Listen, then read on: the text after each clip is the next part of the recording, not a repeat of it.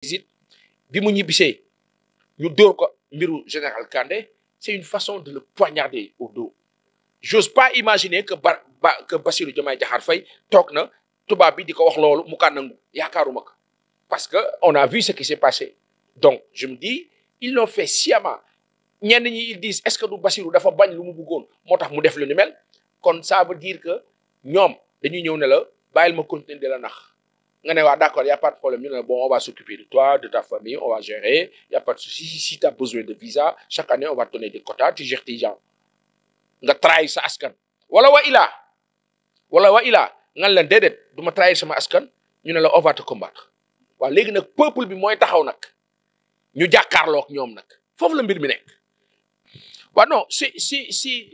au bout de 2 mois, les gens ont commencé à dire rien. Au contraire,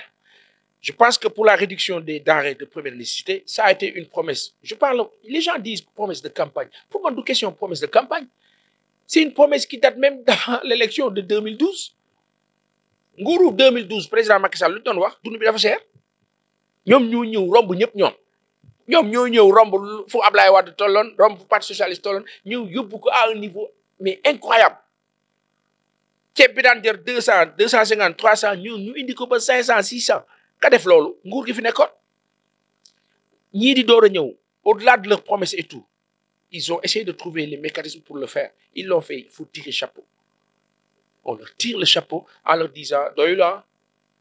c'est bien baax na mais quand même l'intention ensuite l'acte posé et il fallait le faire en un temps record. Moi je dis une chose si nit bu defee la baax da nga naan baax na bu defee safaan itam ñu dénoncé ko aujourd'hui je trouve que on est sur la bonne voie c'est du pragmatisme pur mënagul wàññeeku mais on va essayer progressivement ñu commencer à -0 bu ñu compter -0 1 lañ jëm bu ñu jógee 1 ñu nga jëm 2 ba keroog muy stable et surtout ñu war a def de sorte que ñu retrouver suñu souveraineté boo xam ne mosuñu ko am d'ailleurs téye suñu souveraineté de nos ressources de nos possibilités pour que suñu ressources yi amal ñu njëriñ xaalis boobu nekk investissement yu important ci dëkk bi bu boobaa pouvoir d'achat au Sénégalais changé yokk amélioré wu bu ñëwee ne la kilo ceeb 1000 francs nga ne y a pas de souci prenez 10 millions mettez dans mon compte pour l'alimentation sur 3 mois ou 6 mois de la famille par exemple c'est vers ça qu'on doit aller et pour cela il faut que ñu sécuriser suñu dëkk il faut que ñu wax tubaab yi fi nekk ak ñeneen ne leen ñun dañu soxla suñu bopp ñu téye suñu ay mbir moo tax wàññi bi il faut l'apprécier positivement moi je pense que ils sont sur la bonne voie un acte a été posé il faut le louer et avancer. Alors pour parler du bilan des 100 jours du président Bassirou Diomaye Diakhar Faye du début à maintenant la dette de 40 milliards a été payée pour les paysans 40 ou 41 la dette de CMU 10 milliards ont été livrés mu jumul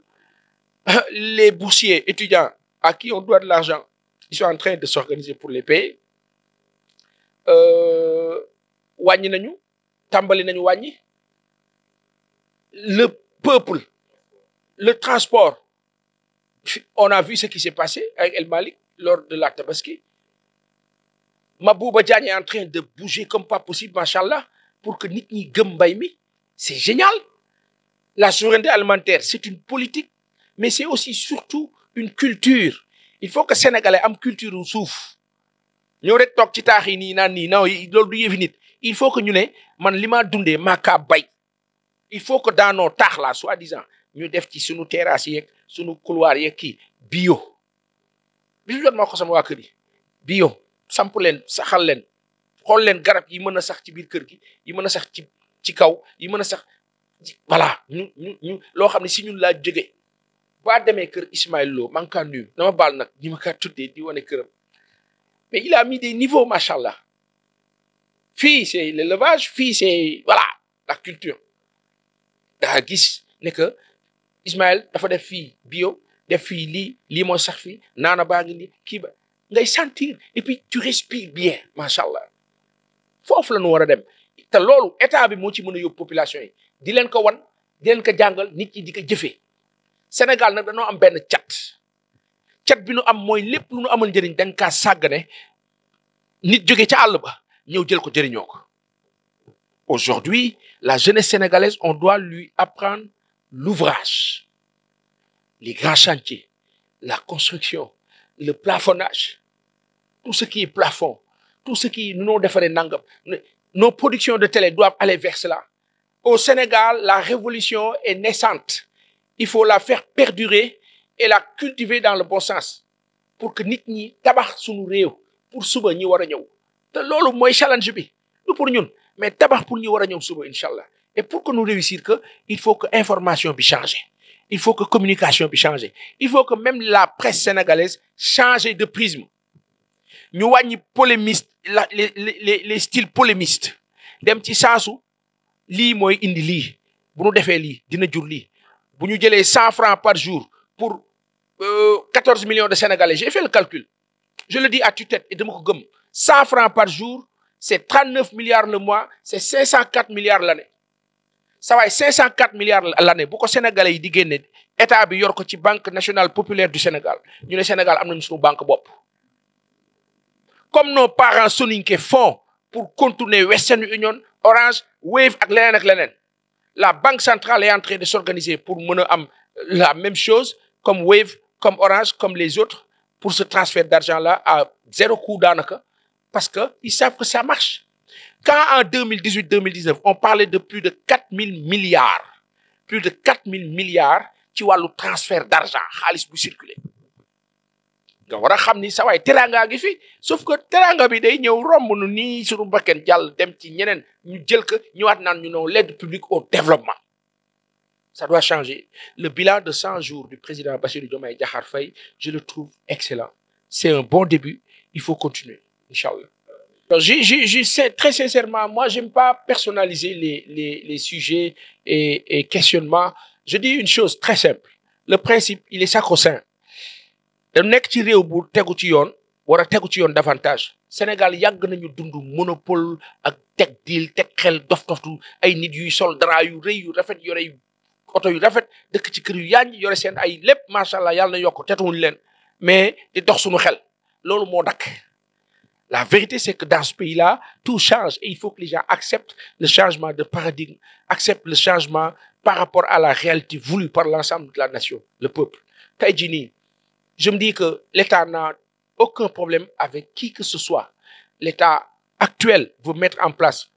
les bons rouages pour un bon fonctionnement de notre société, pour un avancement progressif et sûr et sécurisé et sécurisant par rapport à des masses de personnes qui sont ou qui ont toujours souffert le martyre face à des dirigeants, mais incultes, mécréants, mesquins et méchants à un moment donné. Et la vase a été si remplie de 2012 à 2024 que on est passé à quelques, on va dire, quelques secondes de musiba maa ba ko boo xam fu ñu ko waxee yàlla nu suturaal ñu dem ay élection ci jàmm ak salaam changement bi am léegi nag bu nee nanu fay impôt mais ku daawul fayal mais kii fay impôt mooy ki ko mën a fay bu état bi xoolee xam ne mën nga fay mais da nga war a fay boo mel ni Baye Assane nag yor benn chaîne bu tudd Pass TV wala M4 TV wala Sans Limite wala xaw ma lan te yow say nelaw doyul nag état bi xam na ne mënoo fay et c'est de visu mais aujourd'hui vous ne pouvez pas faire des rentrées d'argent en finir ça et là ba pare ne du ngeen fay muy presse di beneen secteur bu munti doon impôt moom ñëpp ko war a fay maintenant il y a une chose nguur du développé wu ci impôt ça il faut le dire l'État ne s'enrichit pas l'État enrichit mais les conditions d'enrichissement de ces populations qui en retour font lu noo wax ristourne mooy li nga gañ kat joxe ci nangam pour ñu defar dëkk bi parce que da nga war a participer ci bale koñ bi da nga war a participer ci lampe koñ bi da nga war a participer ci gardiennage bi sécurité bi da nga war a participer c'est ça l'impôt mais day fekk ma yor ko état bi nag su ñëwee di contrôler dugg ci kër yi pour récupérer ñëw gis kër gi ndekkiwuñu añ ñu reeruñ non du leen laaj impôt lii dëkk ku nu ko laaj ne la redressement xam nañ da nga ko war a fay léegi nag la chose n'est pas compliquée impôts et domaines ils sont pas difficiles tu sais ce qu'il faut faire c'est quoi aller discuter ak ñoom ne leen écoutez c'est vrai je dois payer lii laa am sama situation ngi nii mu ngi nii ñu xool ñu solution il est hors de question de fermer une entreprise léegi nag man su ma toogee ne man mënumaa fay mënuma kii te impôt nee na ma naa fay man ne leen fayit naa aw ma mu jeex kenn du la ci jàpp kenn du la ci tey kenn du la ci rey sauf que nag bu boobaa nag seq nga ak nguur boo xam ne fépp foo dee dugg ak lépp loo dee def mën na ko xam bu la gisee ngay liggéey ci beneen turu société wala ngay def leneen bu ko neexee mu koes la boobaa doo ci mën dara donc li gën a intelligent mooy de part et d'autre que les gens soient honnêtes nanu fay impôt kaka mën fay kaka mënul demal nga waxtaan looloy dëgg. Il n'y a aucun acharnement dans ce pays-là. amoon na au temps de Macky Sall le nouveau pouvoir là Sénégalais yi duñ ko sax may muy dugg ci loolu ka nekk ci yoon alhamdulilah ka ci nekkul nag fu sëñ bi nag faaw mu wax ak yow réew mi ni toll ça avance ça bouge vous ne pouvez pas payer nga dem impôt et domaine toog avec la direction des impôts et domaines ne leen écoutez voici la réalité bu ngeen ma fayloowee 1 milliard wala 2 milliards wala 3 milliards man mënu ma ko lii moo fi nekk xool leen sama situation ñu xool ne effectivement il a raison si c'est pour la presse sénégalaise il faut payer maintenant pour pouvoir payer il faut l'avoir et pouvoir le faire maintenant pour l'avoir qu'est-ce qu'il faut faire le marché de la publicité foofu nag l'État du Sénégal doit faire l'effort de dire à tous ces services de communication de tous ces départements managériels et ministériels ne leen vous avez des budgets de communication la publicité soyez équitable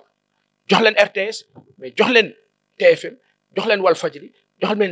leen Sen TV jox leen 2STV jox leen à toute la presse privée jox leen site internet yi jox leen rajo yi c'est important ah d'accord en tout cas faites-le arrangez-vous pour le faire parce que la publicité ñoom dañ cee am droit ils sont en train de faire un service public loolu di dëgg après le reste ay commérage la quoi noo ko bokk noo ko bokk Adama maa ngi laa gërëm ba baax di gërëm équipe bu M4 yëpp yàlla na yàlla yokk amin yaa rabbi Sénégal ñoo far